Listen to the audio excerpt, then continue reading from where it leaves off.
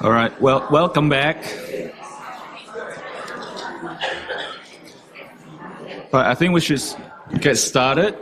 Our first speaker for the second session is Dr. Steven Zuri.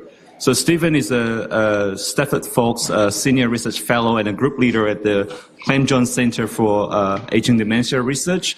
And his interest is really understanding the role of mitochondria and the principle of mitochondria genomes in health and disease. So mitochondria is the fuel factory in our body. So, Steven, welcome.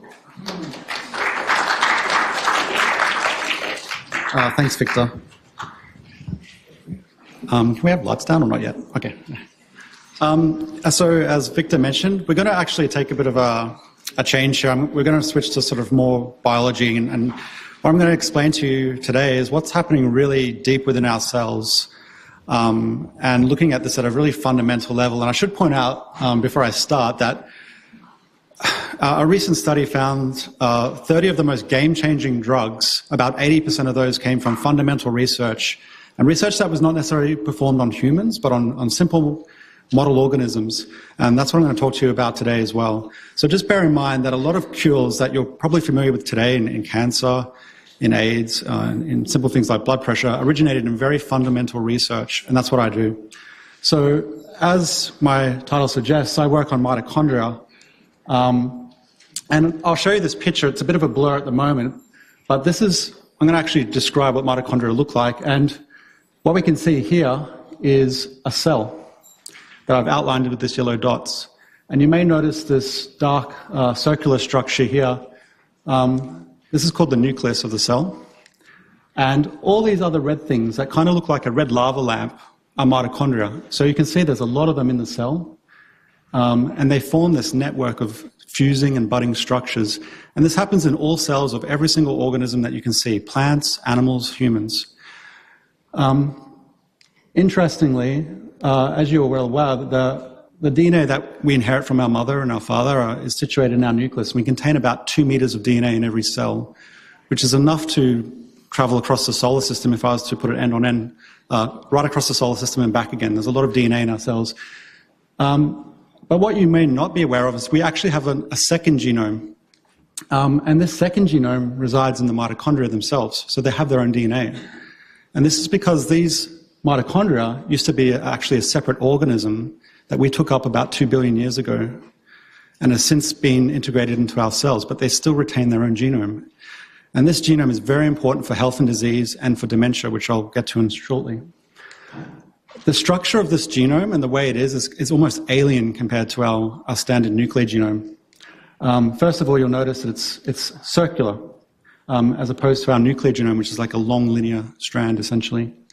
It's much smaller. So I mentioned before we have about 2 meters of DNA in every cell in the nucleus, but you can see here that the mitochondrial DNA is much more smaller in size.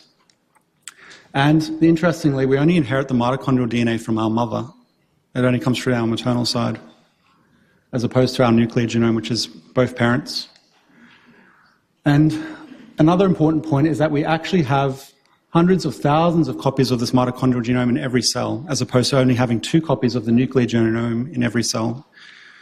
So you can imagine in every cell of our body we have trillions upon trillions of copies of this mitochondrial genome. If we go down to a close-up view of an individual mitochondria, so this is just simply one of these that have been zoomed in really close, we'll notice that there's actually multiple genomes in individual mitochondria. And what do these genomes do? Well, they encode for proteins, just like our nuclear genome, but these proteins are very special. These are proteins that are situated within our mitochondria, and they are the things that convert the food that we eat, and they burn it with the oxygen we breathe to create energy in a form of molecule called ATP. So this is a ubiquitous molecule that's present in all biology, and it virtually powers every biological process within your cells. Up to big-scale things like the continuous beating of your heart is powered by ATP, and the firing of 100 billion neurons in your head is powered by this molecule.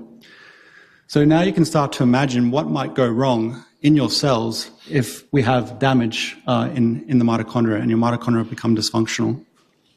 Our cells simply can't generate energy and they start to die.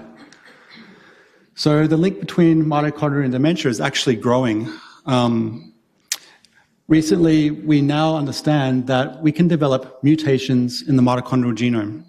And this happens during life. It's unavoidable. The mitochondrial DNA replicates itself many, many times, and you introduce copy mistakes. As if you're copying a piece of paper multiple times, you start to get more and more mistakes.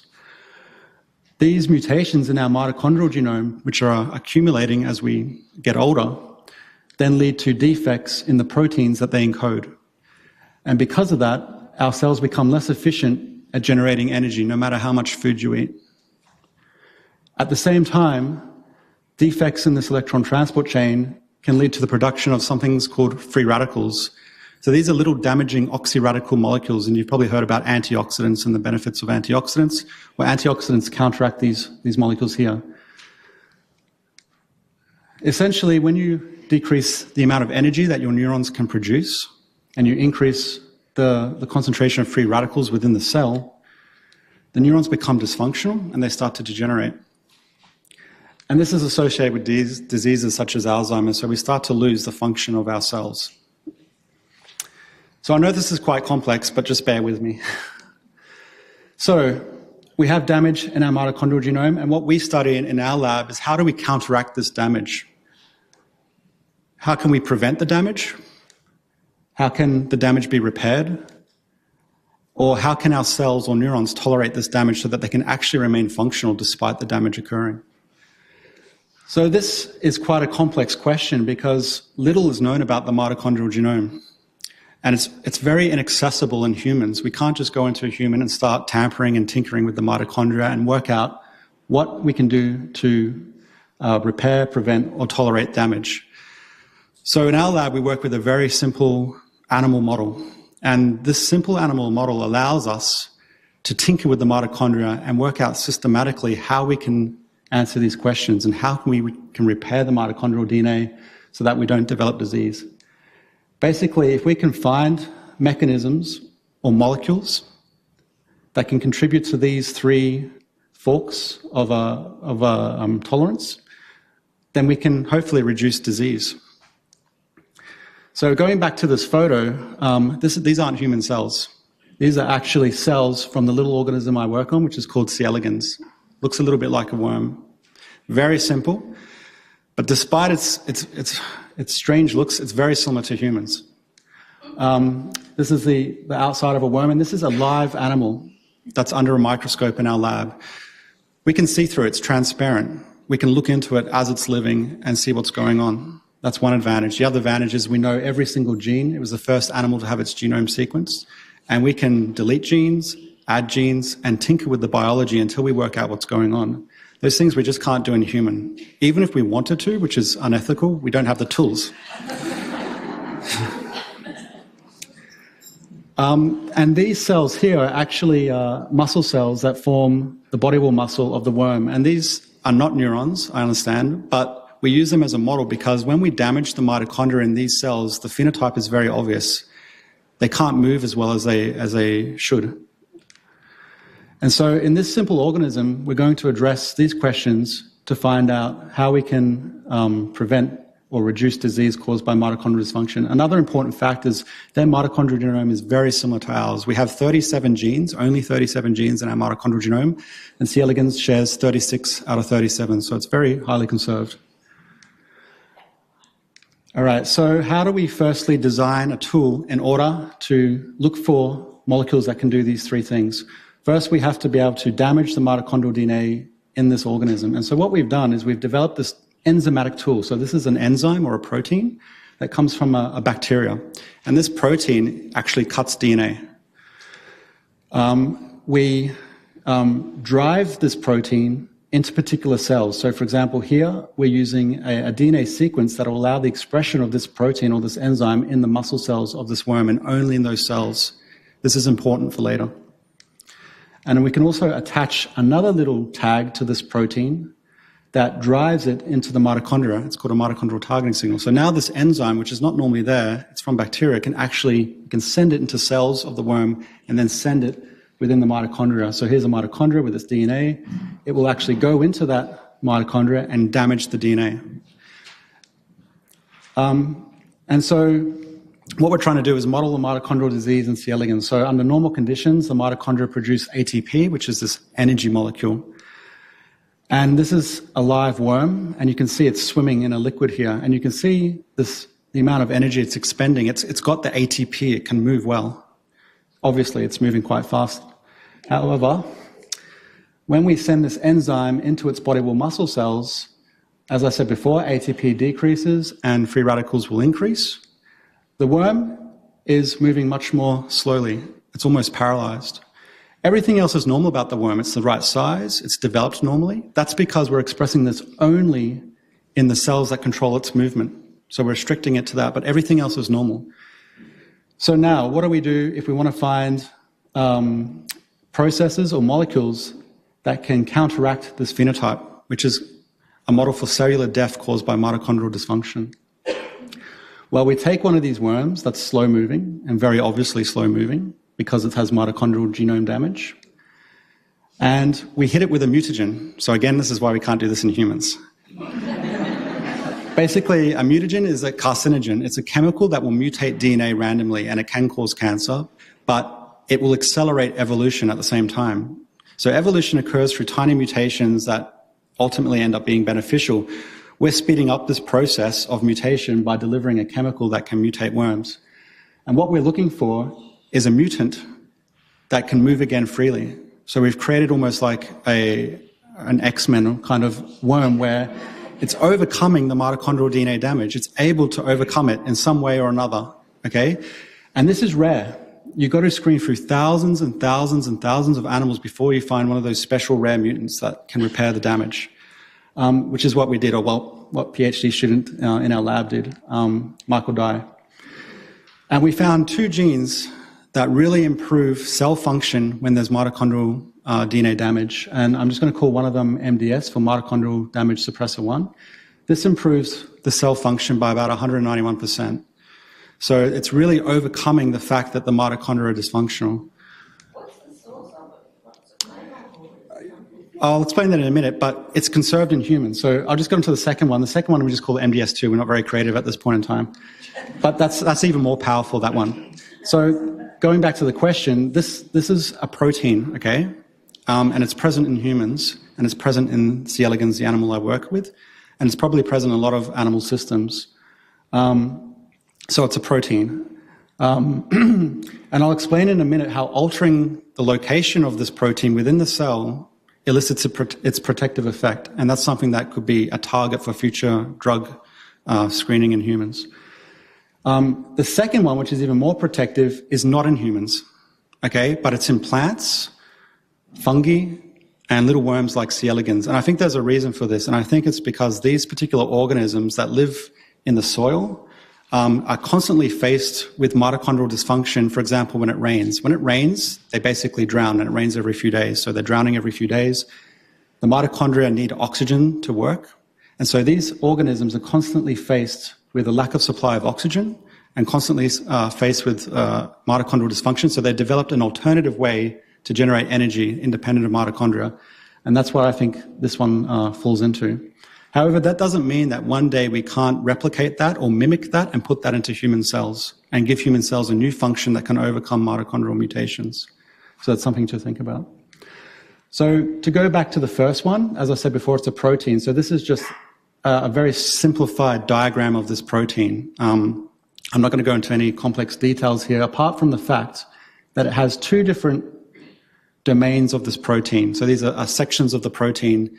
And these two sections tell it where to go. One of them, NLS, is called a nuclear localization signal. So this part of the protein tells the whole protein to go into the nucleus. The other part is a mitochondrial targeting signal, and this part tells it to go into the mitochondria. So it's a fight between where this protein goes to in your cells. To cut a long story short, what we've determined is that if it goes into the nucleus, it's detrimental. Here is the swimming. This is the quantification of a swimming worm. That's a wild-type worm. That's when we damage its mitochondria. You can see it becomes more paralyzed. If we send that protein into the nucleus of the cells, it makes it even worse. It exacerbates that effect. If we keep it neither in the nucleus nor in the mitochondria, there's no effect. But if we send this protein into the mitochondria of those cells, you can see there's a real strong enhancement, a rescuing effect. So what that means is that this protein has two different functions, and one of them is bad and one of them is good.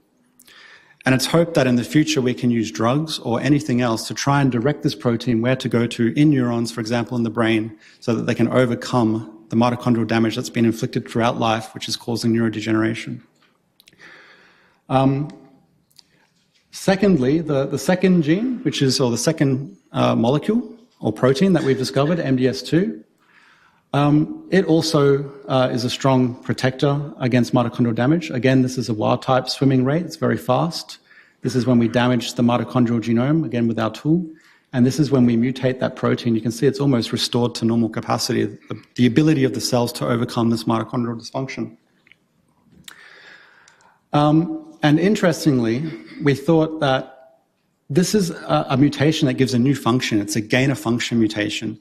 So if we were to now take this protein and express it into a wild-type animal that doesn't have the protein mutated and express it only in those cells that are experiencing the mitochondrial damage, we can see that it also rescues them.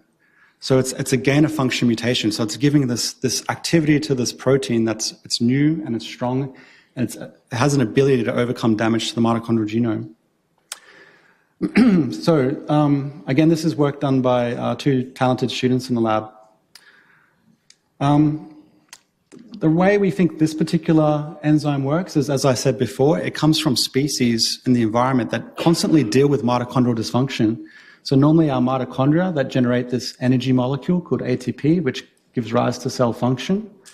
When the mitochondria becomes dysfunctional, either through mutations or any other type of damage, we have a decline in ATP and the cells become dysfunctional and you can have degeneration of those cells. We believe that this molecule can generate ATP via an alternative means to the mitochondria, and because of that, they're able to maintain cell function even when the mitochondria are not working properly. Okay, so I haven't gone into the other details of the evidence that we have to support these hypotheses, but to cut a long story short, we think the first molecule actually prevents damage to the mitochondria. We think it goes into the mitochondria and shields the genome so that it can't accumulate damage. Whereas the second molecule works for a completely different mechanism, and that's to tolerate the damage because it can find an alternative way to produce energy. So two very different mechanisms.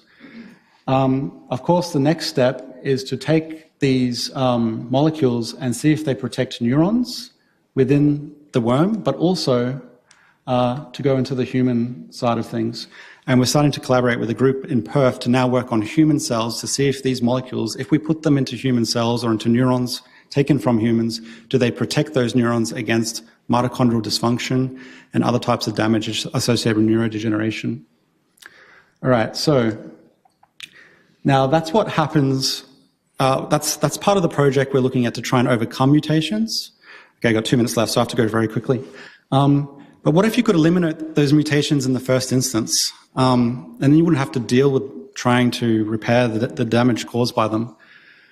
So again, we use C. elegans, and I'll just go over this very quickly, but we've been able to achieve a mutant worm that has 20% healthy mitochondrial DNA and 80% mutant mitochondrial DNA, so it contains a mixture of mutant and healthy DNA. And we've used new techniques in the lab to be able to quantify this. So, for example, these particular animals contain about 80% mutants, and that's very stable. They just live with that. However, we've been able to actually reduce this mitochondrial DNA load to 0. And how do we do that? Well, we take advantage of a natural pathway in the cells called mitophagy, which is involved in basically eliminating faulty mitochondria. So it sees mitochondria that are wrong and it tries to eliminate them from the cell. And we've overexpressed the genes involved in those pathways into the worm. And what happens is that the mutation level basically becomes 0 after that treatment. And essentially, if we then remove this transgene and remove these treatments, they stay at 0. So it's basically cured them of the mutations. They no longer have mitochondrial DNA mutations. So I guess if I'm just going to summarize now, the main points of this talk is that, first of all, you have mitochondria in your cells, and they have their own genome. And this genome is very important for neurodegenerative diseases such as Alzheimer's, as I just said, and these mutations can accumulate over your lifetime and contribute to that effect. However, I just wanted to make clear that we're using a very simple animal system to now say that we can counteract those mutations and we can modulate their frequency within cells and to eliminate them completely. So it's this type of very basic science that we can start to understand how mitochondrial DNA mutations exist and how we can counteract them to try and reduce disease. And I just thank the people in the lab that have done all this work, especially Arnaud and Michael and Chai-Chi, who contributed most of the results that I've showed you today. So, and I guess I want to thank, of course, the Clem Jones Centre, which I'm part of here at QBI. So thank you very much for your attention.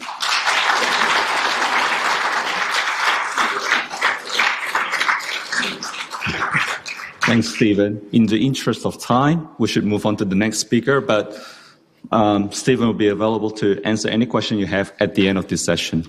All right, so thanks, Stephen. Thanks.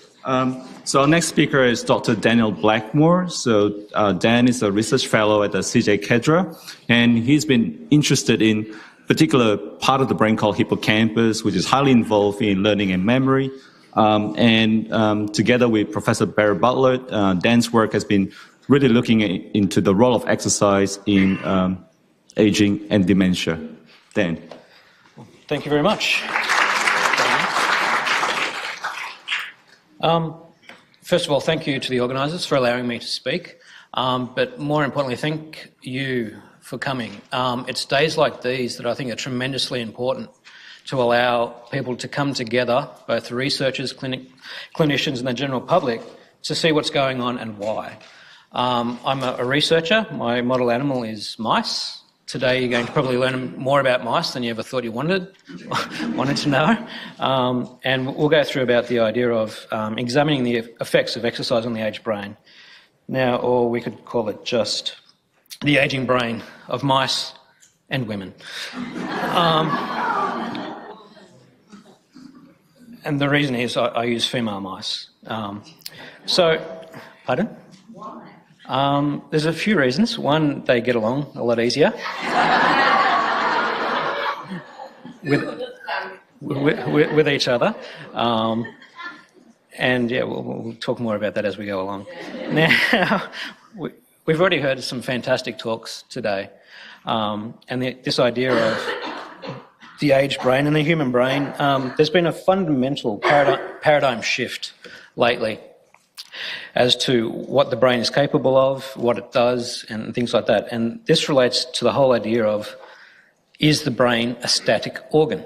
Now, a long time ago, the gentleman up there named Santiago Ramon Cajal, he's considered to be the modern grandfather of neuroscience. He was a fantastic neuroanatomist. He was incredible. There are some of the images that he created. Now, at the time, with the technology that he had available, he made the statement, once development has ended, everything may die and nothing may be regenerated.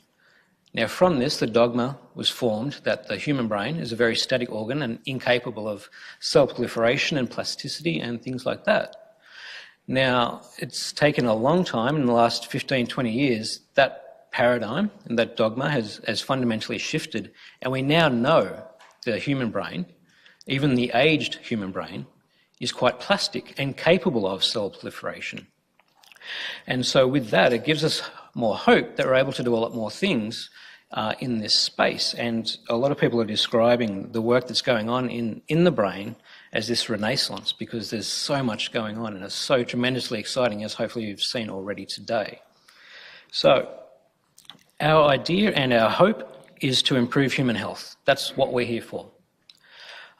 That's the end game. And what we're talking about today is probably the culmination of 10 years of research to get to that stage. But it has to be in a stepwise process.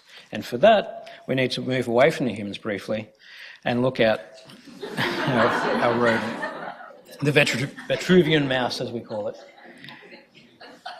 And the mouse is a tremendously important model animal. It's got a relatively short lifespan of 2 years. So that allows us to do aging in a relatively short period of time and look at what's going on. The brain chemistry is very similar, and we are able to look at behaviour paradigms and things of that nature. But with this research, it's surprising to hear that not a lot of work has actually gone into what occurs during the course of ageing. A lot of work's looked at young versus old and things of that nature. My argument is we need to know what's occurring during the entirety of the ageing process to see if there are critical ages at which times things occur or if things are no longer plastic enough to step in and have an intervention. For that reason, we've looked at the ageing brain as a whole. We've looked from very young to very old. Now, a mouse lives, the average lifespan is about 24 months or 2 years. And so a rough human comparison for that is 80, 85 in human terms. Now, this is just a rough comparison for you to have an idea of what's going on. As Victor alluded to, we're looking at the hippocampus. Now, the hippocampus is part of the brain that's tremendously important for learning and memory, especially spatial learning and memory. Now, here is a schematic of the mouse brain. This region here is the hippocampus. It is one of two main regions that actually contains stem cells. The ability of these cells are to proliferate and form new cells, and then they can then contribute, hopefully, to function and things like this. The second region is here called the subventricular zone, and in this region, the stem cells produce neurons that then migrate along into the olfactory bulb to help them with smell. Now, with a mouse, smell is tremendously important. But we will focus on the hippocampus here and also here. Now, what we wanted to do is look at the different components of stem cells. Now, stem cells have different a progression of a pathway. So there's stem cells. Now, stem cells themselves are quite rare.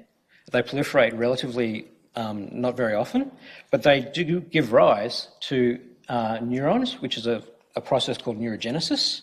And then finally, those new neurons take up space and become functionally competent. By function, we talk about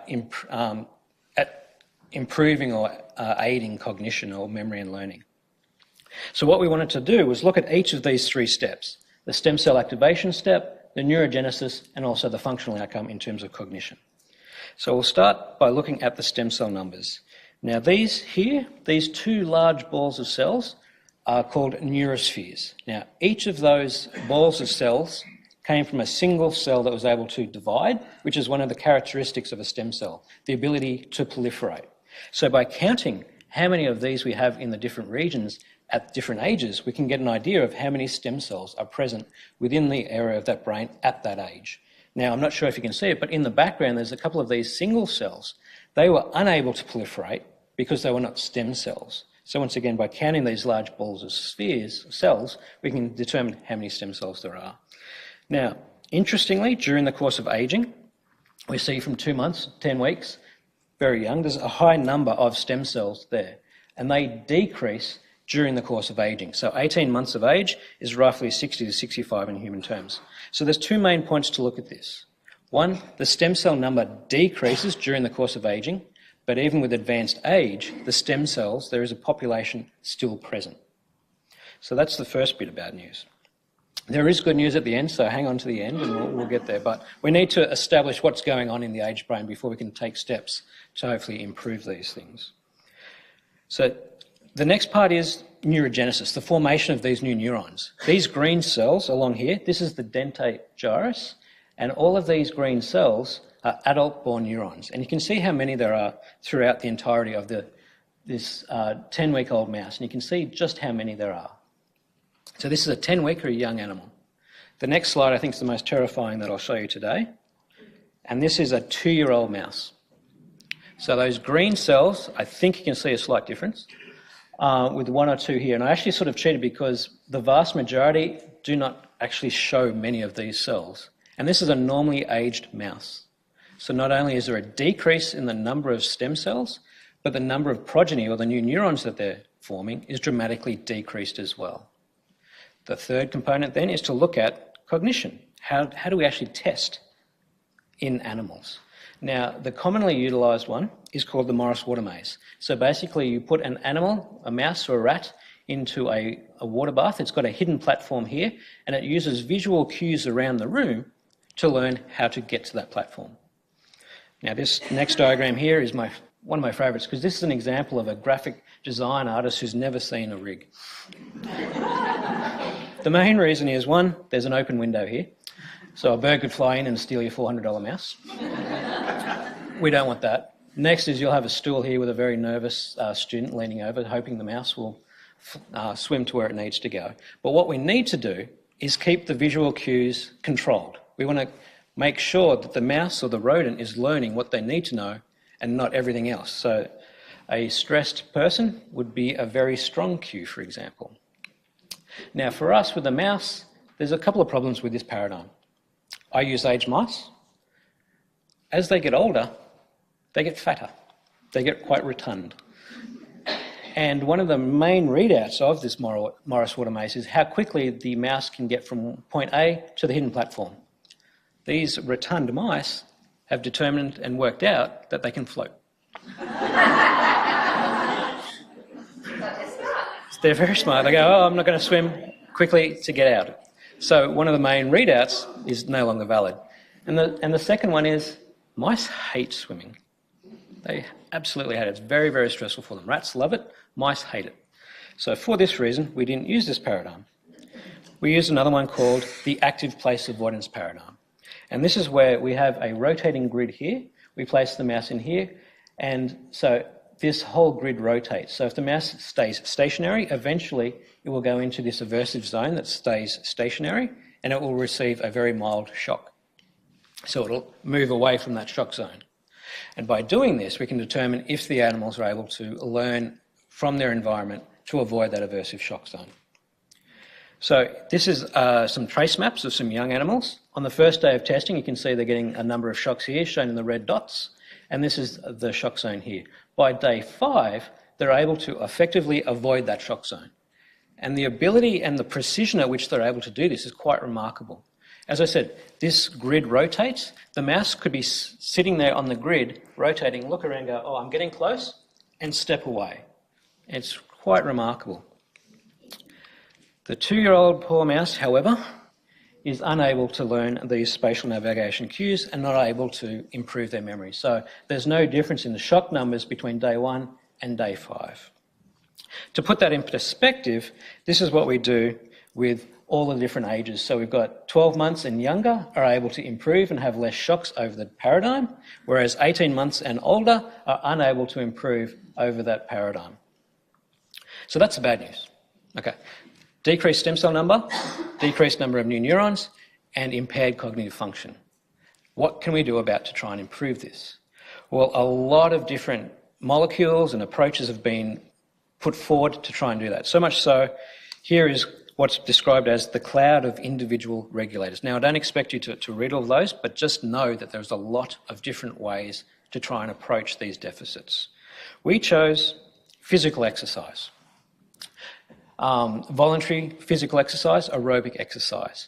And that is because it's a relatively easy thing to do for mice, and furthermore, it's quite hard to teach them how to dance. As I said, they hate swimming.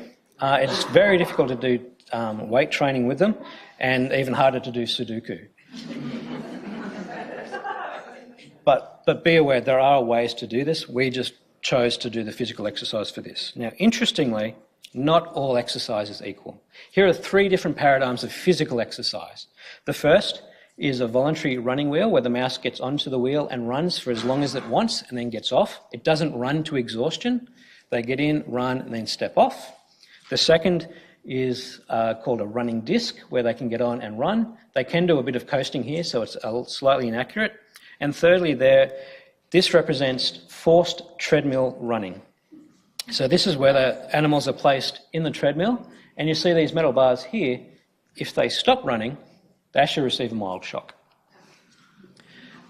I don't know if it's an urban scientific legend, but apparently there is a video of a mouse or a rat saying, I've had enough of running, and just sits there and takes the shocks.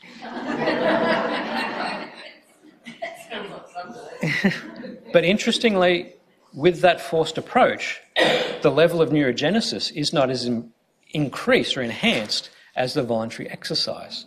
So for this reason, we chose the voluntary exercise here. Now, mice are a very social creature, so we always house them 3 or 4 to a cage so they could interact, and we looked at the different running periods for our very old mice. So we focused on 2-year-old animals to see if we're able to optimize this at the maximal lifespan of these animals. So we looked at different periods of exercise, shown here. So we looked at 1, 2, 3, 4 different time periods. We actually looked a lot more, but for time we looked at this. But importantly, we can see at this time period 3, there was a significant increase in the number of stem cells that were able to activate after this exercise. So with that in mind, we then looked at, does that exercise also correlate to improved neurogenesis? So here is a non-run animal with just 1 or 2 new neurons, and then following exercise, we can see a significant increase in the number of these new neurons. Basically 4 times as many as what's present in the normal non-run animal. So we're able to increase the stem cell number activation. This translates to improved neurogenesis or new neurons forming. The next stage is, does that have a cognitive impact?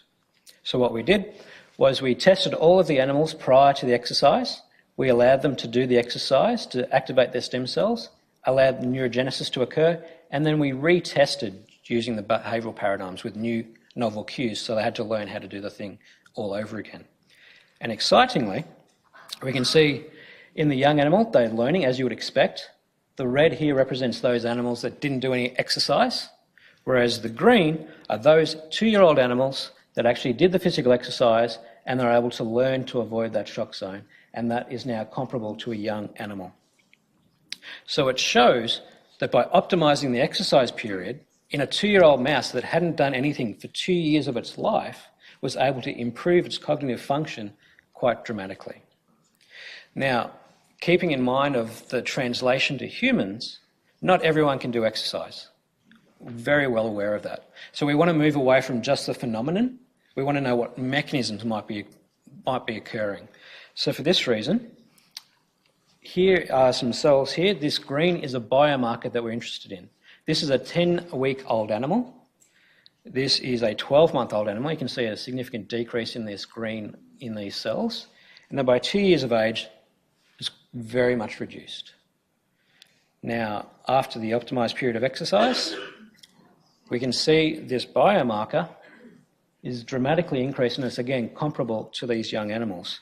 So now we have a biomarker that we can measure to see if this changes as an idea of when that optimal period of exercise is occurring.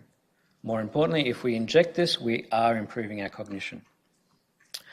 Furthermore, moving again back to the idea of translation, and this is what's so exciting about QBI especially, is that we're in a unique position where we're able to do a lot of translation, in that we can use the mouse model and the C. elegans model, as previously described, to take these and translate that into the human area. Now, as was alluded to earlier, we can't do a lot of stuff in the human because it's so invasive, but it's still important to know what's going on.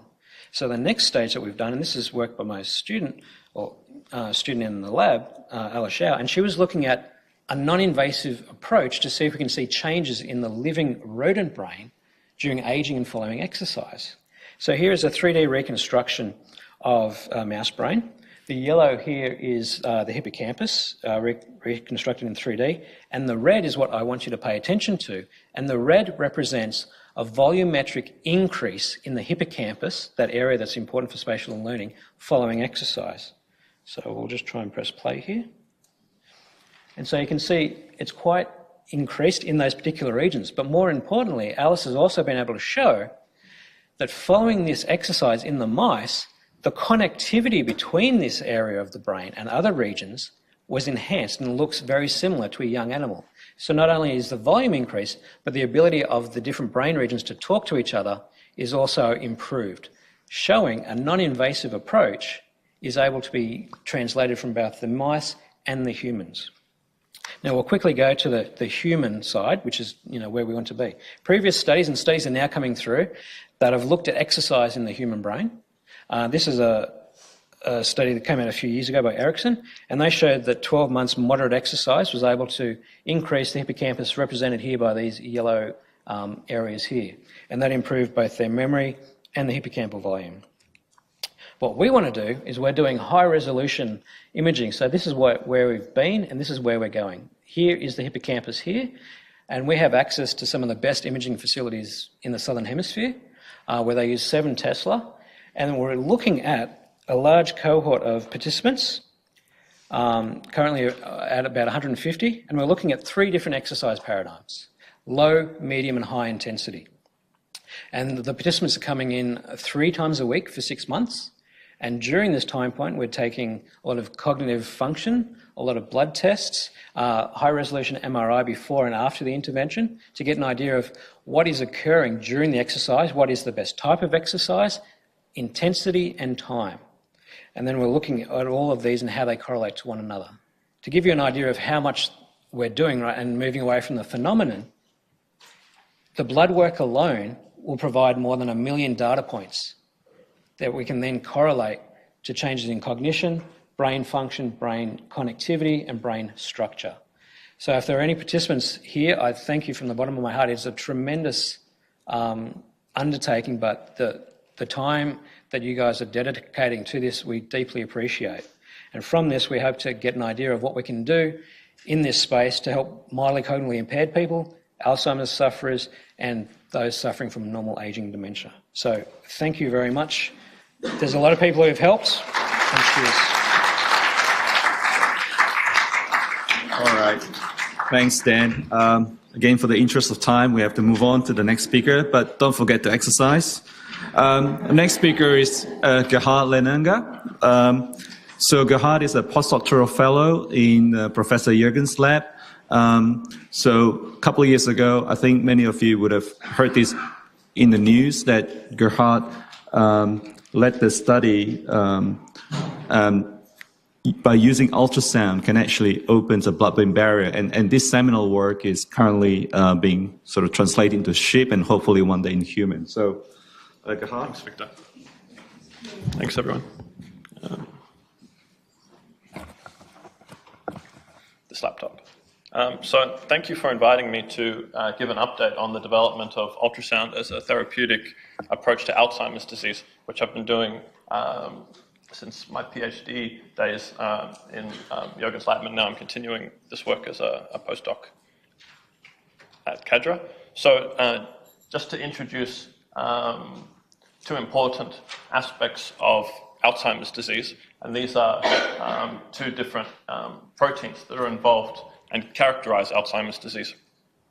So I'm not going to talk in this presentation about tau, which forms a type of pathology in the Alzheimer's disease brain called neurofibrillary tangles, but I am going to talk about amyloid plaques, which are composed of a peptide called the beta amyloid peptide. And 2 key differences are that A-beta accumulates extracellularly, so outside of the cells in the brain, whereas the tau accumulates inside of the neurons and other cells inside the brain. And why do we think that A-beta is important in either causing or contributing to Alzheimer's disease? Well, genetic studies have shown that mutations in genes that lead to increased production of this A-beta peptide cause a type of Alzheimer's disease that runs in families and is a genetic form. But in sporadic AD, which is the more common non-genetic form of AD, A-beta clearance is impaired or A-beta is overproduced or both. So it implicates A-beta very strongly in Alzheimer's disease. So this work has been going on, as I said, for several years now. But before I talk about that, I'll just introduce ultrasound technology in general. So ultrasound is a mechanical pressure wave, just as sound is, but it has a high frequency that we can't hear, and concomitant with that, it has a short wavelength. And what you can actually do with ultrasound is that just like a magnifying glass where you concentrate beams of light into a small area to increase the effect of that light, you can focus the ultrasound waves in the same way. And so using electrical equipment that can convert an electrical voltage change to a mechanical pressure wave, you can exert these different effects in animals and also in humans. So there's many diverse applications of ultrasound. Many of you would have had an ultrasound scan, and this is where the ultrasound waves are directed into the body, and then echoes are detected of the ultrasound waves to build up an image of the body. But in the work that we're doing in the lab, we're more interested in the effects that the ultrasound has therapeutically. And so ultrasound has been used physically to heat tissue, to affect tissue in different ways, to treat gall and liver stones, for example, uterine fibroids and other tumours and abnormalities in the body, normally by heating. But what we want to do is use lower power of ultrasound in order to have a different effect. And this effect is called cavitation. So it's a new way a fairly new way of using ultrasound. And cavitation is basically the effect of ultrasound on gas bubbles. So if the power of an ultrasound is high enough, you can actually form gas bubbles in the tissue. But in our case, because we want to tightly control the cavitation effect, we inject the bubbles into the bloodstream, and this confines it into the blood vessels, so we can specifically affect the blood-brain barrier and not other tissues. And so when compression occurs, that when ultrasound is applied to bubbles, in this you get these waves, which leads to the compression and then expansion of the microbubbles, which can exert physical effects. So as the microbubbles oscillate or expand and contract, this has a physical effect on the blood vessel, which we found opens the blood-brain barrier, which is a complex of cells that are tightly joined together by like these zipper proteins. And so what we're doing is temporarily and safely unzipping these connections between cells to make small holes for potentially drugs or other molecules to pass through. And this is summarized on this slide.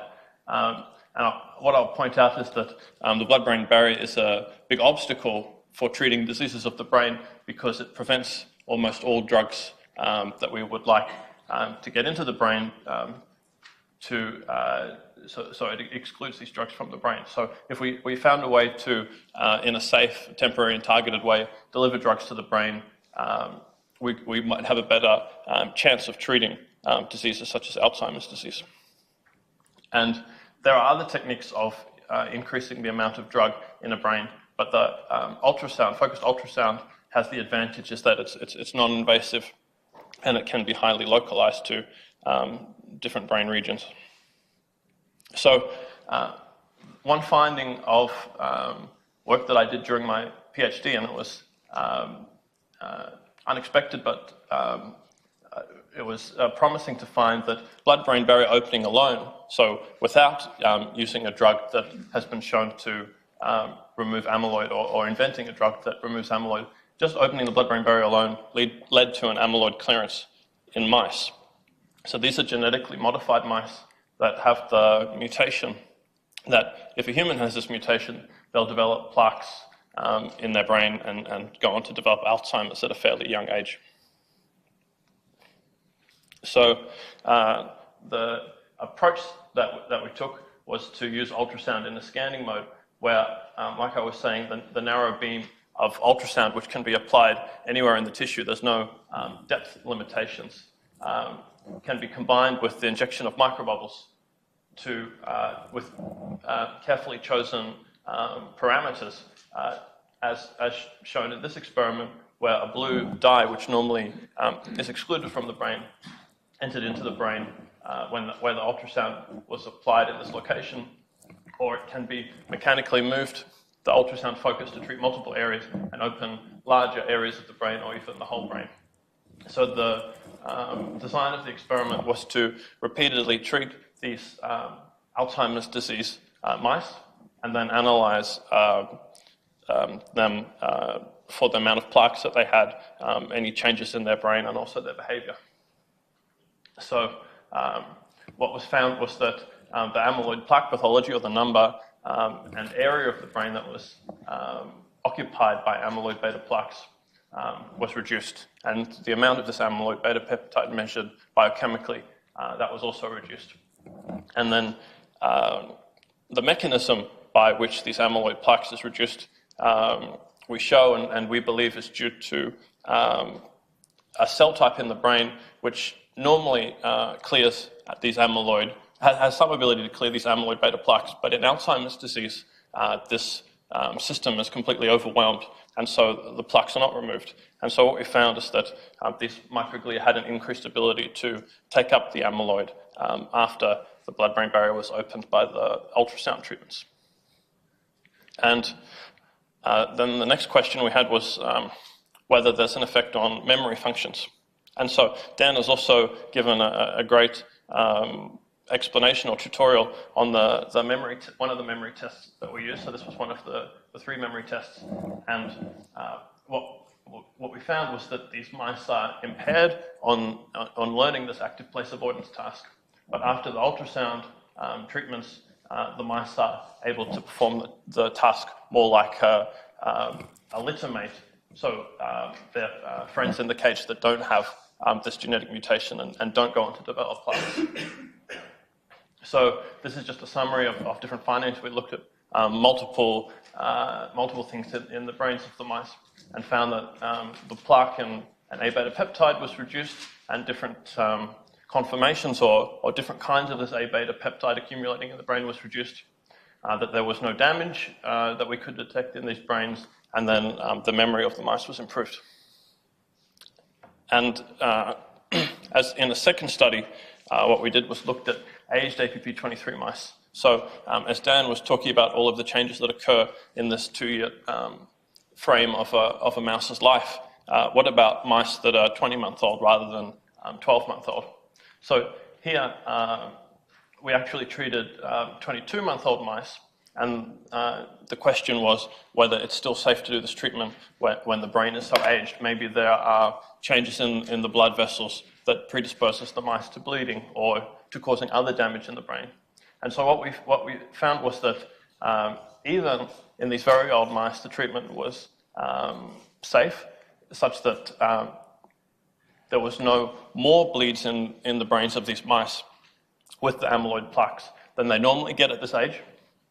And the plaques had a tendency to be, well, they were significantly smaller, and there was a reduction in the fibrillar amyloid. So if you've ever heard of an amyloid Pet Scan, this is a fluorescent molecule that has a similar, gives a similar signal when it finds plaques. And so this fluorescent molecule gave less signal in these mice. And again, is it because the microglia, can microglia still be activated in mice that are so old? And what we looked at was the number of microglia per plaque, and then also looking at plaques of different sizes and the number of microglia per plaque. And what this shows is that the number of these microglial cells, which we know can take up amyloid and remove it, there was an increased number per plaque in these mice, even though they were so old. So the same effect should be occurring. So this is why we think that the ultrasound treatment could be an option that we would like to develop for diseases where amyloid is accumulating extracellularly. And we would like to be able to safely eventually treat patients to get this protective anti-amyloid immune response that was caused by these microglial cells in the brain of an actual Alzheimer's disease patient. So a question is, can we adapt the ultrasound technique to large animals and eventually humans? So mice are a good model. You know, we can genetically engineer them to have these same mutations, but they don't mimic all of the properties that are important for applying this technique to a human, because they have small brains and their skull is small and quite different to what you would see in a human. So we're developing this approach to treat a large animal model, namely sheep, before testing it in humans. So the ultrasound team is a multidisciplinary team. We have neuroscientists, engineers, biologists, and specialists in different fields working together to solve the problem of transmitting ultrasound of the right settings into the brain of a human, ideally eventually, and developing the custom ultrasound equipment to open the blood-brain barrier safely. And also we're assessing what the effects of the ultrasound are. And what we aim to achieve eventually is a portable device that uses ultrasound ideally without the need for expensive MRI scans and MRI guidance, that does what we saw in mice for the treatment of AD by removing these protein aggregates. So a sheep is a similar size to a human. It weighs about 50 kilograms, but its brain is smaller. But compared to a mouse, which is more than 1,000 times smaller than a human brain, a sheep or a goat is much more similar in size to a human brain. And also, as you can see here, this is the grey matter of the brain and the white matter of the brain. So like a human, a sheep also has 50% of its brain as white matter and has these structures like ventricles and large blood vessels that you just don't get in a mouse, and which it is important to test the ultrasound technique on. And this is a CT scan of a sheep's head, which shows you, and this it's a bit hard to see, but this is the brain case of the sheep. So it has this enormous head, and its brain is located in this small round structure. But it has a similar geometry to a human skull because it's round and it's very thick. So whereas a mouse skull is 0.5 or so millimeters thick, a sheep skull is similar to a human at about 5 millimeters. But this varies between sheep and different brain areas. So some challenges in developing the technique to treat human Alzheimer's disease is that the brain size is much larger than the ultrasound focus size, which is related to the size of the wavelength of the ultrasound, which is on the order of a few millimeters. The skull is a complex structure. It's actually has unusual geometry with different angles, and it's also porous, and it actually has multiple layers. And these different layers and the thickness of these different layers affects how much ultrasound gets through the skull. We need to assess how much ultrasound is getting in the brain in order to have the effect and eventually detect biomarkers in an actual AD patient and also detect and work up safety markers so that we can also assess the safety of the technique in a large animal and a human to see that everything is safe. And so one approach that we're working on is with engineers in the team so that they can gain knowledge of an individual skull. And so this could be done in a patient quite easily by a CT scan. And then using computer simulations and then experimental validations as well, determine where the ultrasound will end up in the brain, at what power will be transmitted. And so this involves doing both simulations and experiments so that the model is validated and we know that it's true. So that we could take a patient's CT scan, pre-plan the treatment, know exactly how much ultrasound is getting through the brain so that we know a safe level of ultrasound to apply. And so this is an example of a test experiment to measure the different acoustic properties of different skull samples, as well as a type of simulation where the skull geometry and properties is put into this big simulation which models the physics and tells you how much ultrasound is getting into the brain and where the ultrasound is targeted to, which varies depending on the individual skull. And so experimentally this can be validated because there's technical equipment that can measure the strength and type of the ultrasound waves. And so this is an experiment done in water with a piece of equipment called a needle hydrophone. And this shows that there's a match between the simulations and the experimental data. But this was done in a water tank, which is a more simple scenario than when you have a skull in the way affecting the way the ultrasound is transmitted through. So using, keeping the actual skull of the sheep as a constant in the physical simulations, but affecting one parameter, which in this case was the distance between the ultrasound transducer and the skull, which is actually in the experiment. There's a cone filled with water that is put in place between the ultrasound transducer, which emits the ultrasound, and the skull.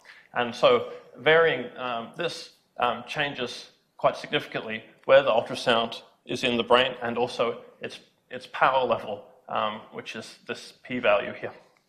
And so this can be modeled for the effect of the cone and also different areas of the skull.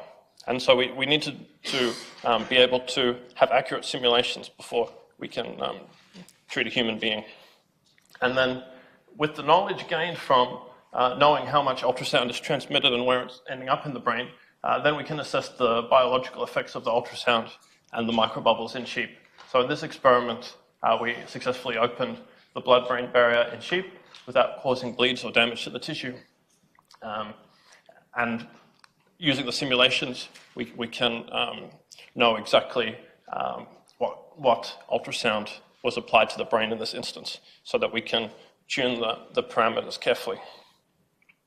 And so this is a timeline of different milestones in the project and different interesting findings that we've had and steps along the way to translation.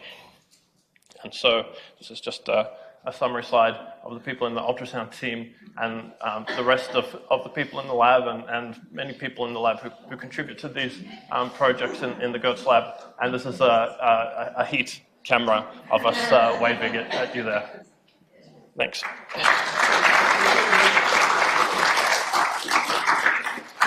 Okay, thank you, Gerhard, for an interesting talk. And our next speaker is Associate Professor Tony White from the QIMR Berkhover Medical Research Institute. And Tony is also an NHMRC Senior Research Fellow and has been working on different types of neurodegenerative diseases like prion disease, Alzheimer's disease, Parkinson's disease. And his research has led to the development of first-in-class metal drugs as a potential new therapeutics to treat motor neuron Parkinson and Alzheimer's disease.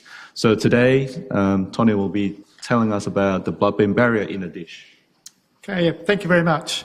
It's really great to have the opportunity to talk about the work that we've been doing at the QMR Berghofer Institute. A couple of years ago, I came up from the University of Melbourne to the Institute and spent last 2 years really working hard in trying to develop new cell-based models to improve the translation of research from sort of drug development and so on into the clinic. A lot of the models that we use in terms of growing cells in culture are still the same ones that we've been using for 20 or 30 years. And so we're trying to develop new ways of growing cells, new types of cells, and in growing them in 3D to try and get much better modelling of what happens in the human brain. And so what I'm going to talk about today, obviously, is one aspect of that is the blood-brain barrier. And so I'm just going to give a little bit of context of that first before I talk about the model itself. So what's important about the blood-brain barrier? Well, if we look at the brain is full of capillaries.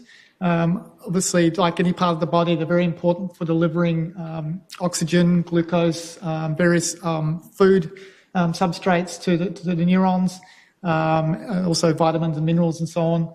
They're also very important for removing things that become toxic if they build up into large quantities, such as carbon dioxide, and toxins and various toxins and so on that are released from cells. And there's no cell in the brain that's more than a few microns or a fraction of a human hair's width from a capillary, so that all the neurons in our brain are situated very close to capillary to receive what they need from the blood and to remove what they don't want. If we remove the brain cells from the brain, we see this sort of mass of this is what it would look like with this whole mass of capillaries, which some estimates come up with about 650 kilometres of capillaries within the human brain.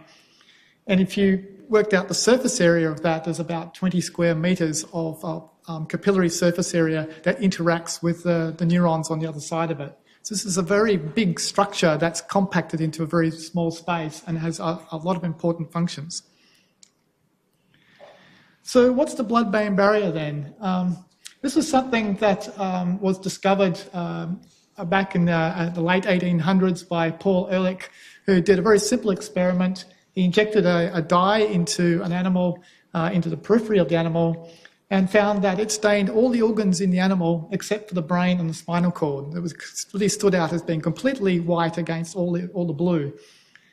It took a number of years after that before his student decided to do the opposite experiment, put a dye into the brain, it stained the brain and the spinal cord, but there was nothing in the periphery. And so this really sort of led to the development of this concept of a barrier that exists between the brain and the spinal cord and the periphery around it, all the rest of the body. So this became known as the blood-brain barrier. So what is it? So this is a sort of a wall, if you like, that protects the brain from the rest of the body and what goes on in it. There's toxins that can build up in the blood, and the kidneys and liver remove these toxins, but these toxins are very, very toxic to neurons. It also protects the brain from infection.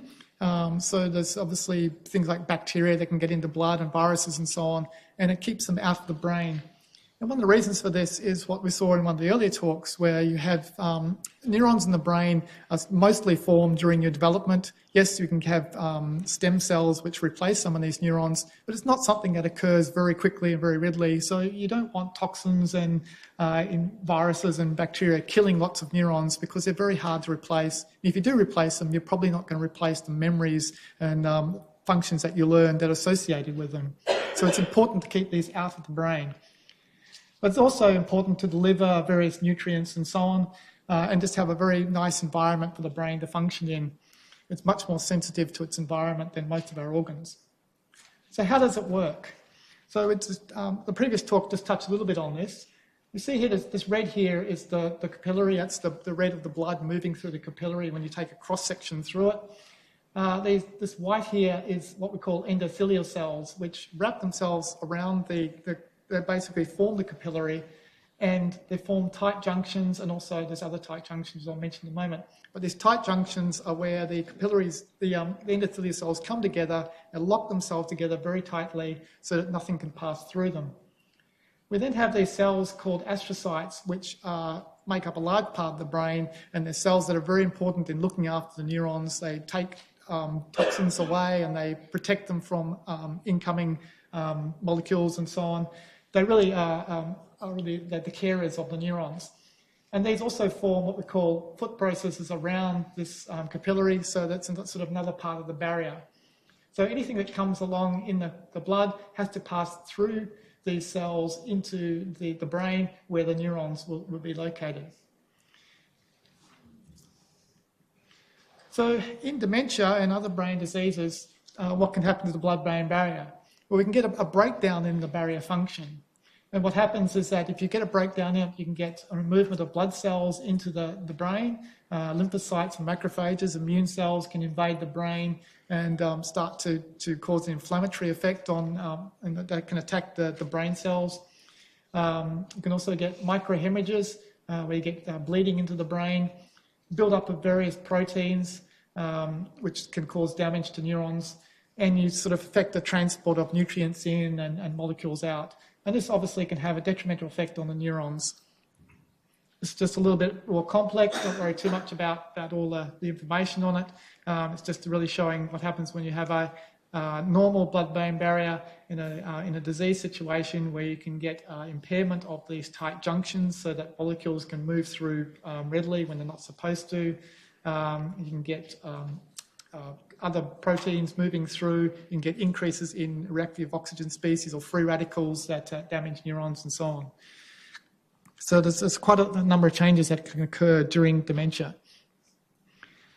But perhaps one of the most critical things, as touched on in the previous talk, is that the blood-brain barrier is probably one of the single biggest impediments to developing drug treatments for dementia and other brain diseases. It's well known that about 98% of all drugs that are being developed are excluded from the brain. So you take them orally or inject them into blood, they just won't get into the brain. This makes it very difficult to try and generate some kind of drug that will have a protective effect, no matter how well it works in a particular cell model and so on. And so only very, very small, carefully designed molecules can enter the blood, across the blood-brain barrier. And so when you're designing them, you have to be very conscious about all of these factors, which you don't really need to worry too much about, like the size, the charge, whether it's positive or negative, what it might bind to, what it's made of, and so on. So this makes it very restrictive. There's obviously a lot of efforts going on into trying to find ways of bypassing this.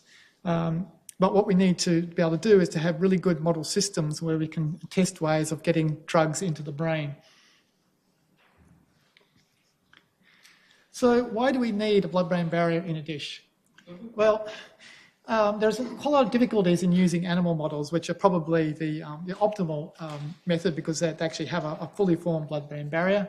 It's very complex. It's very costly if you're taking lots of drugs and treating animals to try and see if they get in the brain. It can cost you a lot of money to do treatments over a long period of time. There's obviously a number of differences between animals and humans, as you would expect. And also there's the ethical issue of just using large numbers of animals to test for drugs that may not do anything at all. So we really need models where we can look at this in a in vitro or test tube system so that we don't use lots of animals, but we have something that's complex enough to be able to model the human brain. Some of the current models that have been around, again, for many, many years, and they have been useful to a certain extent, but now we're starting to push them to the absolute limits of what we can get out of them, because they don't contain all the correct cell types. If we look at the blood-brain barrier again, we have the endothelial cells around the capillary and the astrocytes, also another cell type called a pericyte, which is involved, and then the neurons and so on. Most of our models are sort of based on this sort of swimming pool system where you have a layer of cells, endothelial cells, sitting on a membrane separated from your astrocytes by quite a large distance when it comes to cells. Sitting in a swimming pool of liquid, what we call the culture media, that gives the nutrients to the cells. And they just sit there. And then we can do interesting work on that and looking how drugs pass through and so on. But this is really nothing like this complex system where you have all these cells working very closely together in a tight system with blood flowing through it. That is the way the blood-brain barrier works. A lot of the cells that we use in these models in the past have been cancer-like cells, and we use them because they grow really well and you can use them very easily, but obviously cancer-like cells are not the same as what occurs in your brain. Some people have developed some really cool models of the blood-brain barrier, and they are really excellent ways of looking at it, but they're also very complex to use and often made with proprietary compounds and platforms and so on, so you have to you can't use them generally without needing to have pay for the patent and all the rest of it. So what we really want to do is have something that everyone can use. So what do we need to build a practical blood-brain barrier model that everybody can use? Well, we need normal human brain cells. So I'll talk about this a little bit later on, but we can generate human brain cells now from pluripotent stem cells. We can generate all the brain cell types that we need.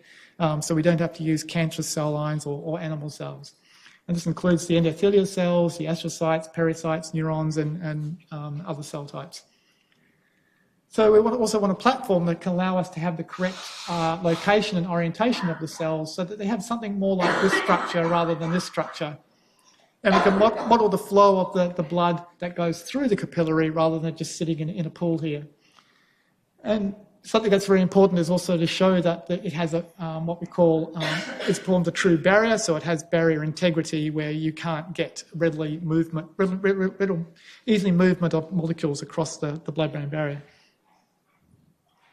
So this is the type of thing we're trying to model here with the capillary, the endothelial cells, astrocytes, and so on. So we're working with a commercial plate that you can actually buy, and it's called an organoplate. And it's really sort of looking at a blood-brain barrier on a chip. So this red line here, you put your cells into this well here, and they flow through in this red here, and they set in a three-dimensional matrix. And then in this blue here, you put your culture medium in, which contains all your nutrients to look after the cells, and it flows past here from one to the other just by gravity. And so you have sort of this mimicking the blood flow past your cells. And if you look at it on end on here, and here's your cells on this side, so you're looking end on the cells and the blood flow next to it, or the culture media next to it, and they're actually touching each other so you can get movement of nutrients and so on across. And what we're trying to do is develop a model where, again, looking at end on, you see this sort of circular structure that mimics a capillary with your other cells next to it, and this is looking down on the top, so you get this flow effect next to the cells, and it also shows you the three-dimensional image. And so this is something that's been developed using these plates, but not the blood-brain barrier, but a similar type of tubular structure. And the red here is a tubular. Obviously, it's not round, but it forms this sealed tubule where fluid can throw fluid through it. And you have your other cell types growing next to it in green and blue here. So to generate the right cell types for this sort of model, we need to grow, first of all, human brain endothelial cells, and we can grow these from stem cells. And so we start off with what we call human pluripotent stem cells, where you take a fibroblast from a person and you can generate stem cells from it. And then we can grow these induced brain epithelial cells, or IBECs, which are a very normal type of representation of the human brain. And when we put these into cell culture, we get this formation of these tight junctions between the cells, and you can see by the staining of these particular tight junction proteins here, which I'll show you again. These are proteins that form something like a Velcro between the cells and lock them together very tightly and prevent anything from moving between the cells. And this doesn't occur anywhere else in the body, it only occurs in the brain. And so these proteins that you can see in the green here around this outline are the way that the cells lock together. There's also some of the expression in these other cells. You can't see it quite as clearly. And we started to look at some of these cells and how they're expressed in the endothelial cells we've generated from people without Alzheimer's and people who do have Alzheimer's disease. And we can see quite substantial changes in the way that they express these proteins. And so this indicates that they're probably, if you're going to generate different amounts of these proteins, you're probably going to have different blood-brain barrier function, and this is something that we can incorporate from further down the track. When we put these endothelial cells into our organoplate, as I mentioned, into this red lane here, and this is where these cells are growing here, and this blue lane is where the fluid containing all the nutrients flows past. And you can see again, they're forming these sort of this network of interlacing green protein here, locking the cells together, indicating that we're starting to form these sort of tight interactions between the cells. We can also add in astrocytes, which were generated from the same stem cells. So when you take a stem cell, you can generate astrocytes, you can generate endothelial cells, you can generate neurons, all from the same person, and you can grow them into the same cultures. Here they're sort of growing across both the media lane and the cell lane, but that's fine at the moment. We can add them in the correct lane at the right time. And this is just sort of showing a 3D version of where we're getting to now. With you can see here that the blue is the nucleus of the cells, the red is just a stain for the cells, and it's starting to form this circular or semicircular structure here. It doesn't need to go all the way around because there's nothing on this side. This is a wall of the plate, but there'll be other cells on the other side here, and we want them to join up with these ones to have that interaction between astrocytes and endothelial cells to form the proper barrier. So we're starting to get the structure. It's not complete here, but Lotta is developing new approaches to get this kind of compacted cells all the way around to form this tubular structure that will form a really good model of the blood-brain barrier. So once we develop that or finalise it, we need to show that it's actually working. And one of the important things is to look at the way that certain molecules can move across the blood-brain barrier. If it's a proper blood-brain barrier, you don't see any movement of dyes across the barrier. But if it's leaking, you see this diffusion of dye from one side to the other. And you can look at different sizes dyes to try and work out the amount of strength of the barrier that you have.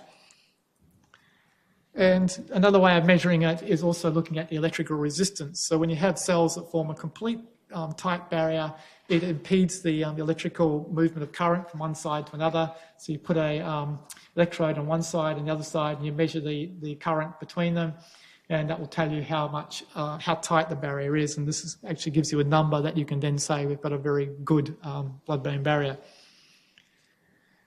Now, once we have this established, what we're using it for is, again, as I mentioned, these differences we see between people with Alzheimer's disease and controls to look at the way that it affects the function of blood-brain barrier.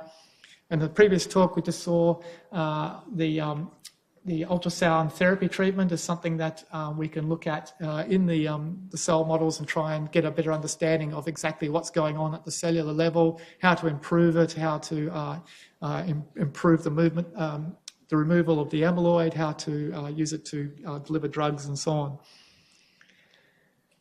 And also, we, as I mentioned, we're developing different models. We're also in the process of developing what we call an Alzheimer's brain on a chip. We have a three-dimensional system where we have neurons, astrocytes, and also the immune cells called microglia, all in a three-dimensional system.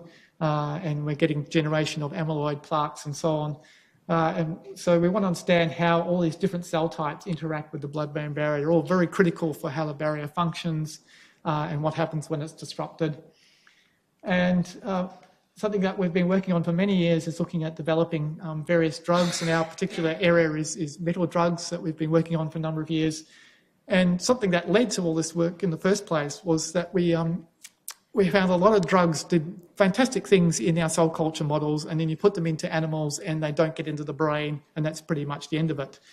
And so we didn't want to just keep doing that. And so using a very good model of the blood-brain barrier, we can take those drugs and stick them into our model and find out, do they actually cross the blood-brain barrier, and then take them further into animal models and study how they work. That just gives you some indication of what we can do in the future, is being able to scale this up to looking at large numbers of drugs and how they work and how they cross the blood-brain barrier. So just to summarise, the blood-brain barrier protects the brain from toxic agents, infection, and delivers nutrients. It's made up primarily of endothelial cells that form this very tight connected barrier, preventing unwanted agents from crossing it. In dementia and other diseases, it breaks down and has a number of problems. It's the greatest single impediment to developing drugs at the moment for treating dementia. And the current models are fairly limited in what we can get out of them now. And so we're building these new models, trying to mimic the structure that actually occurs in the brain with all the right cells, and using this to try and understand the role of the blood-brain barrier in disease, and understand how we can generate therapies and identify drugs that can treat them. And I'd particularly like to thank Lotta for all the work that she's done on this model. It's been very exciting, and we're making great inroads. Yari for the supply of the cells, and Remco for help with developing the actual organ-on-a-chip system. Thank you.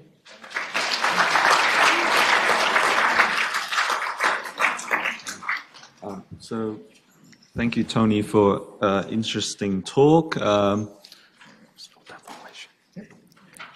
So our last speaker is Professor Lizzie Coulson. She's also a group leader at CJ Kedra as well as School of Biomedical Sciences. And Lizzie has been working on neuronal signaling, try to understand mechanism of underlying neurodegeneration. But today she'll be telling us more about sleep apnea and dementia. Lizzie. Great, thanks everyone. So does this move it forward? I have to press here. Is this one working? Click here. Oh, okay. I'm under control. So yes, the link between sleep apnea and dementia. So we've had a couple of talks that have introduced a number of concepts and things that I'm going to talk about as well. So just to remind you, key features of Alzheimer's disease. We have a healthy brain and an Alzheimer's brain, so we get cell loss and the loss of the connections between the nerve cells. We get the accumulation of beta amyloid plaques and tangles. Hippocampal degeneration, see here, it's really degenerated. And something that we haven't talked about, which is cholinergic degeneration. So there's a part of the brain called the basal forebrain, which is made up of different types of cells, but the cholinergic cells in this brain area greatly degenerate. And all these things together underpin, and probably other things as well, underpin the cognitive changes that really account for Alzheimer's disease. So I've been working for some time on trying to understand the role of cholinergic basal forebrain loss in Alzheimer's disease, both in animals but also in human populations. And just to summarise that work, what we've been able to find and others is that the cholinergic basal forebrain, so BF, degeneration precedes and predicts clinical decline in healthy controls, in mild cognitive impairment and in Alzheimer's disease cohorts. The basal forebrain degeneration can directly underpin cognitive decline because this type of neuron is very important for controlling our cognitive processes. Atrophy, particularly of one area of the basal forebrain called the nucleus basalis, has shown similar, or in one study, superior diagnostic accuracy for compared to hippocampal atrophy in identifying Alzheimer's disease subjects. The hippocampus is very easy to see on an MRI scan, whereas the basal forebrain isn't. But if we do it with our clever mechanisms, it's actually a better diagnostic than hippocampal atrophy. And more recently, it's been shown that basal forebrain degeneration precedes and predicts a sub-area of the hippocampus, predicts the degeneration of the hippocampus, and this actually required concurrent basal forebrain degeneration and amyloid pathology. So we think this degeneration in the basal forebrain is very important in the development of Alzheimer's disease and could be both a diagnostic but also important for treatment. So, that's the wrong. Do this. Okay. So our model that we're working on is that we think that basal forebrain cholinergic degeneration is upstream of amyloid pathology and cognitive decline. And we know, as was mentioned earlier, that there are genetics that cause amyloid pathology, but we think that this 5 to 10% of people who have problems in their genes that lead to Alzheimer's disease is really a minor part of the disease, whereas the degeneration of the basal forebrain may be very important in the sporadic Alzheimer's disease. And so we're trying to understand what might cause basal forebrain degeneration to trigger this flow-on effect, because if we can stop that, maybe we can stop Alzheimer's developing in these idiopathic or sporadic Alzheimer's disease sufferers. And it's interesting because the current treatments for Alzheimer's disease are actually treating the fact that these neurons have already died. So they're trying to rescue the neurotransmitter or keep around the neurotransmitter that talks between the brain cells to try and trick the brain into thinking these neurons are still alive. But if we can stop them dying to begin with, then these drugs, which really don't work very well, probably because the neurons keep dying, if we can stop this, then we can stop this cascade. So there are a number of risk factors for Alzheimer's disease, and some of them you've probably heard of. We've talked about the cardiovascular system or cerebral blood flow, the importance of the vasculature in dementia. There are genetic risk factors rather than causative factors, traumatic brain injury, diabetes, and sleep disorders. So we started asking the question, do any of these things link in with the basal forebrain to therefore maybe trigger this whole cascade? And the one that I want to talk about today is sleep disorders. In particular, I want to talk about obstructive sleep apnea. So just to make sure everybody knows what obstructive sleep apnea is, it's when the upper airway becomes blocked repeatedly during sleep, which reduces the airflow. So it can be the collapse of either the tongue or the soft palate during sleep, and so the oxygen coming in through your mouth or your nose can't get down into your lungs. It's linked with snoring, but it's not the same as snoring. But it is triggered in our community, usually by weight and obesity, but can also be due to craniofacial changes in your structure of your your jaw and your upper airways. In kids, you can get obstructive sleep apnea because of large tonsils or adenoids, and there are other genetic or medical conditions. But sleep apnea in our community is mostly linked to changes in weight. So people with obstructive sleep apnea, or OSA, can repeatedly exhibit low blood oxygen saturation during their sleep because they're not breathing in oxygen, and so the oxygen's not getting into their blood and being transported around the body. The way this works is that you actually have to wake up, maybe only for a microsecond, to re-engage different circuitry to actually reopen the airways so you can take a breath and then you can fall back to sleep again. And so people often have very poor sleep quality because they're waking up and going to sleep.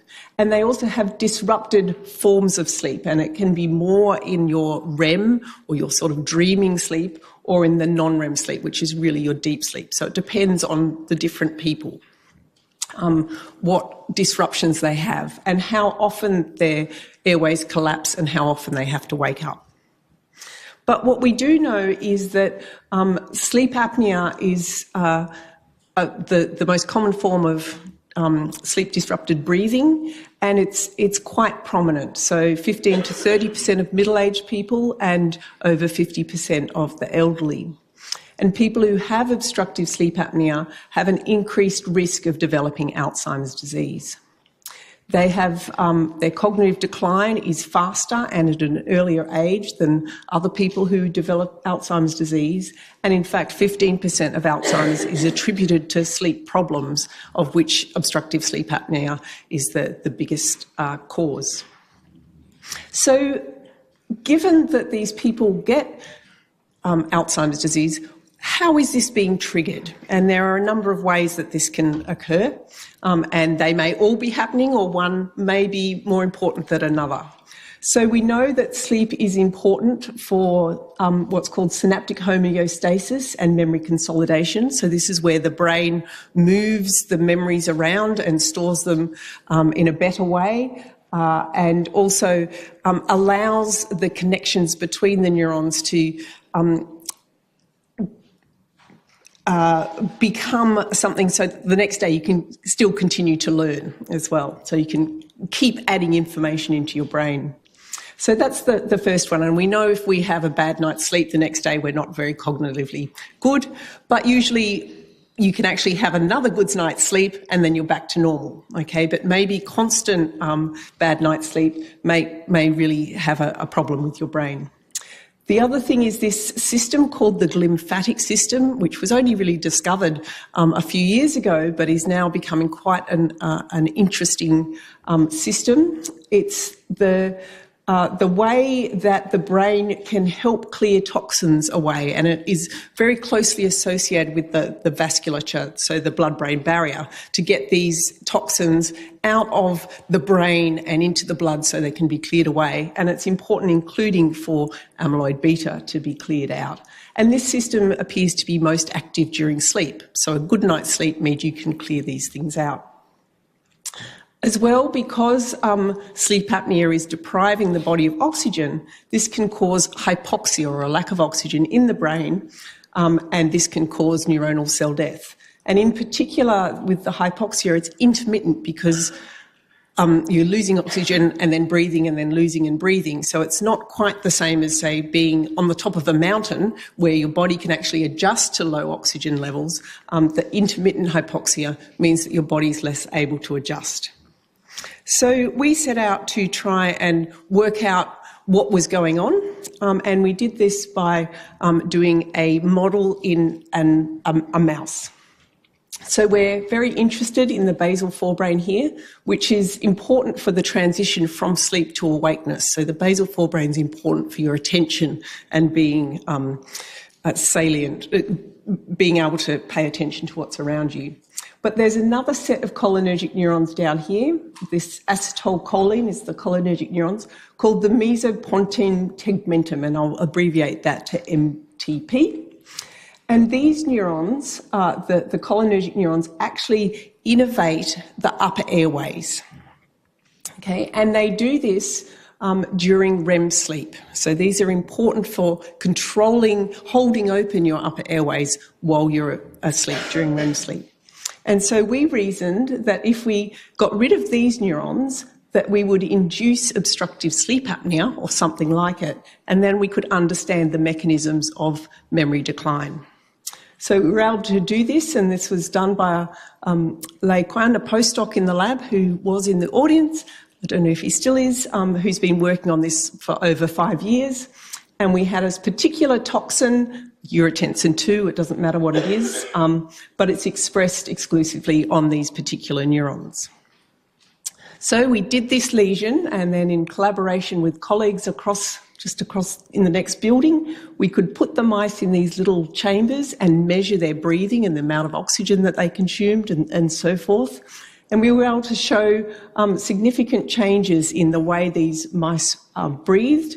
And basically the change in breathing is something that happens in humans with obstructive sleep apnea, where the breathing pattern compensates for the fact that the upper airways are, it's harder to get the oxygen through. We could also put on little things to measure blood flow, a bit like when you go to the hospital and you get the red light on the finger. And we were able to show that these mice have reduced blood oxygen saturation during their sleep phase. So this is our control mice in the sort of grey to blue across the top, up there at 195% blood oxygen. And here are some of our induced sleep apnea mice, and you can see the blood oxygen's going up and down here. And they're in this sort of 80 to 90 range here. So it's not particularly bad, but they are hypoxic. And we can put them in a different chamber altogether and look at their sleep patterns. And so with this, we put them in, and they have 12 hours of light and 12 hours of dark. Mice are actually nocturnal, so they are active during the night. And so what we can do is then turn the lights on in the middle of their active period. And like if you go to a concert and the lights go down and you haven't had much sleep, you might doze off. That's exactly what happens with the mice if they're sleep deprived. And so we can measure this with different levels of light and see what's happening. And what we found was that our lesioned mice, the normal mice, they did go to sleep for a little while, but then were active again anyway because they didn't need to sleep, whereas our lesioned mice, the sleep apnea mice, had a sleep debt, so they were sleep deprived. So we had a really good model of obstructive sleep apnea. So we then looked in young healthy mice, and they didn't have too much cognitive impairment. There was a hint about it, but not too much. So then we looked in mice. This is one of the Alzheimer's disease models programmed to overproduce beta amyloid. And when they were just symptomatic, they weren't demented yet, we gave them obstructive sleep apnea and then looked a bit later on. We've already talked about the different ways we can look at cognition in the mice, a Y maze, where you force them to go one way and see if they remember that way and they go the other way, the Morris-Water maze, and the active place avoidance. And in each of these tests, our Alzheimer's disease mice had Alzheimer's disease plus obstructive sleep apnea had problems. So here, the normal Alzheimer mice, only just symptomatic, so they could still learn, but the sleep apnea ones couldn't. Same here, they could learn, these ones couldn't, and they got a lot of shocks in the place avoidance task. We then looked in their brains, and we can look at their hippocampus and in their cortex. The neurons are in blue, and all these dots here in green are the beta amyloid plaques, and we could count them. And what we found was that there was significantly more plaques in the brains. The plaques were bigger, we had more soluble A-beta, and also more microglia, so more inflammation of the brain in our sleep apnea mice compared to the others. Also, which was a surprise, we found that we also got a loss of the basal forebrain neurons. So this happened subsequent to the lesions themselves and continued on afterwards. So this supported our idea that obstructive sleep apnea, which we'd induced, led to basal forebrain degeneration and then amyloid pathology and cognitive decline. So we can treat obstructive sleep apnea, and we do this with CPAP, or continuous positive airway pressure. So this is the gold standard for treating sleep apnea. There's a little mask here. So we wanted to do this for our mice.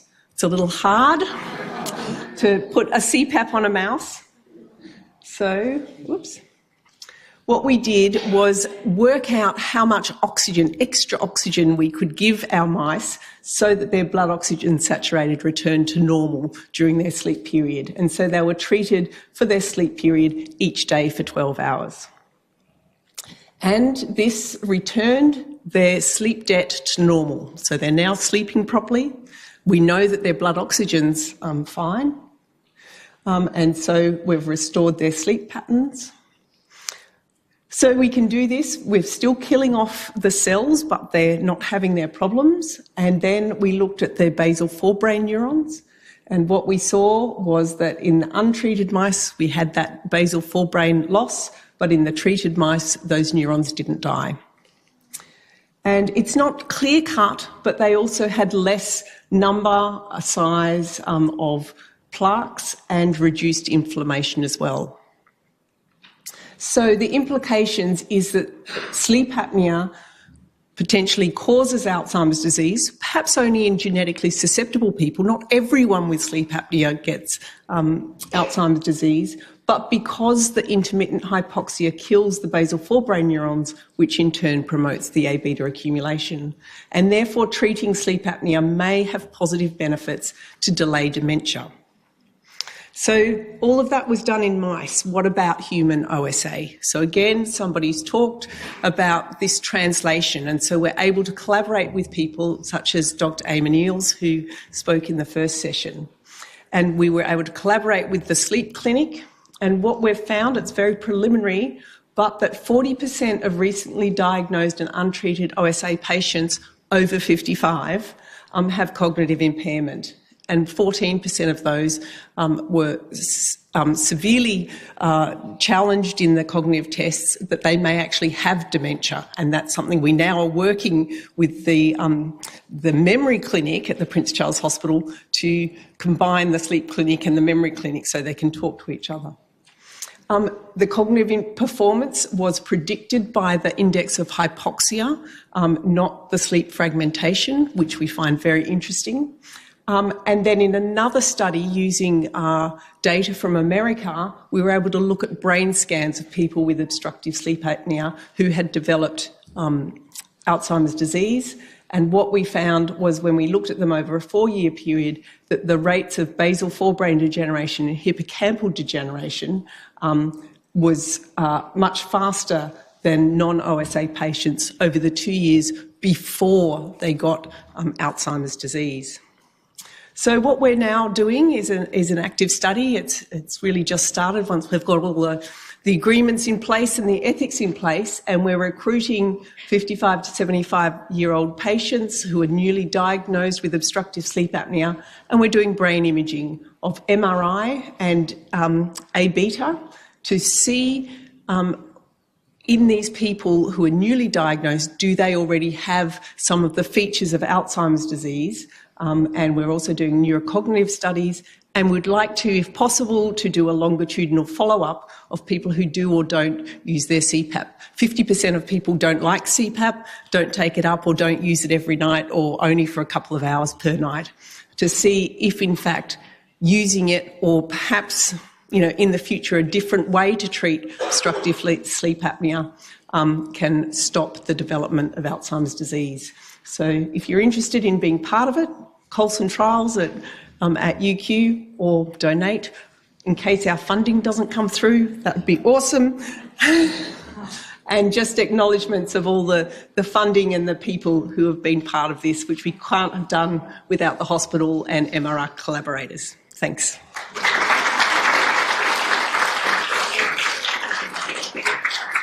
All right. Thank you, Lizzie. Now we'd like to invite Professor Jürgen Goetz to give us a final closing remarks.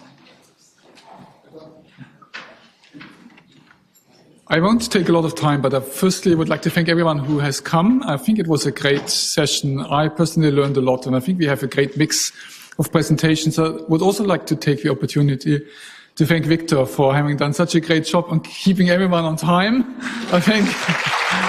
Yeah. And obviously I would like to thank those who have organized. This is Victoria Anderson, here, over there, yeah, center manager. So today we have Katrina Eldert. She has done a great job in organizing this. And she's also the contact person for any questions you might have and any suggestions how we should run this next year. So obviously we had this for the 4th time. We would like to continue this tradition and have another public dementia forum lining up. I would like to thank Andrea from the comms team. Obviously we have, I don't know,